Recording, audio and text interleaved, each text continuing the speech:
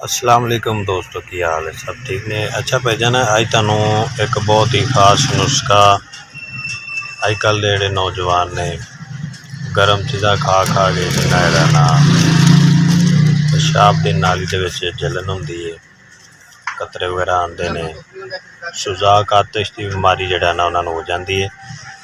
और जो पेशाब करते हैं, पेशाब के ना जलन होना शुरू हो जाती है। ये उन्होंने वास्ते बहुत ही खास नुस्खा, दो चीज़ा ਜਿਹੜਾ ਤੈਨੂੰ हर पंसारी दी हर मैडिकल स्टोर तो मिल जाएगी। ये कंपनी दी चीज़ां ने, ये ਜਿਹੜਾ ना तैनू हर मैडिकल स्टोर तो हर पंसार स्टोर तो बआसानी मिल जाएगियाँ और इन्हां दे बेशुमार फायदे ने।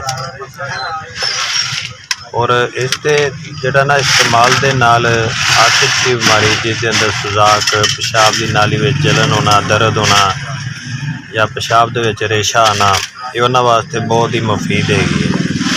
सब तो पहले जोड़ा ना तुसी हुब्बे तनकार लैनी है करशी वालियां दी।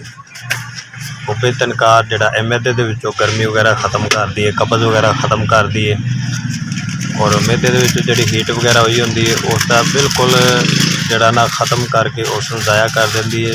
मैदा जोड़ा ना बिल्कुल साफ कर देंदी है।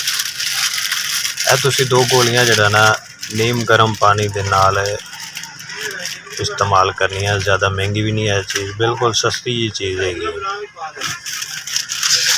और तुसी एक पत्ता लै लेना इहदे गोलियां जिहड़ियां ज़्यादा होंदियां, सिर्फ तुसी एक पत्ता लै लो। दो गोलियां रात नूं सौण लग्या नीम गर्म पानी नाल हुब्बे तनकार दियां तुसी लैणियां।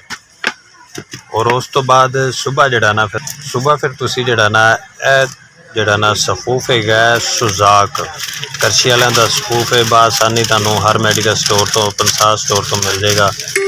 ज़्यादा महंगा भी नहीं है, बहुत सस्ता है, तकरीबन 200 रुपये 220 रुपये का है।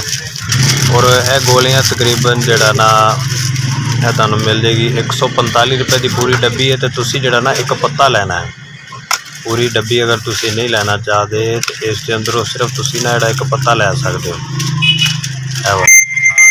एक पत्ता तुसी इस्तेमाल कर सकते हो, लै सकते हो। दो गोलियां जोड़ा ना सुबह रात नूं सौण लग्या दो गोलियां लैनियां ने नीम गर्म पानी नाल लैके, तो सुबह जोड़ा ना तुसी सफूफ इस्तेमाल करना है। इस दे इस्तेमाल दे नाल पेशाब दा जोड़ा ना जलन वगैरह, पी पाना, कतरे आना, हर तरह का मसला ना जोड़ा इहदे नाल हल हो जाएगा। और इसका तरीकाकार जोड़ा ना हर तरह का इहदे उत्ते लिखिया होंदा है डब्बी दे उत्ते, जोड़ा ना तुसी उत्तों भी पढ़ के तरतीब नाल इस्तेमाल कर सकते हो। बहुत ही इसका फायदा है, तुसी इहनूं इस्तेमाल करो और दुआवां विच सानूं याद रखो। चैनल नूं सबसक्राइब करो।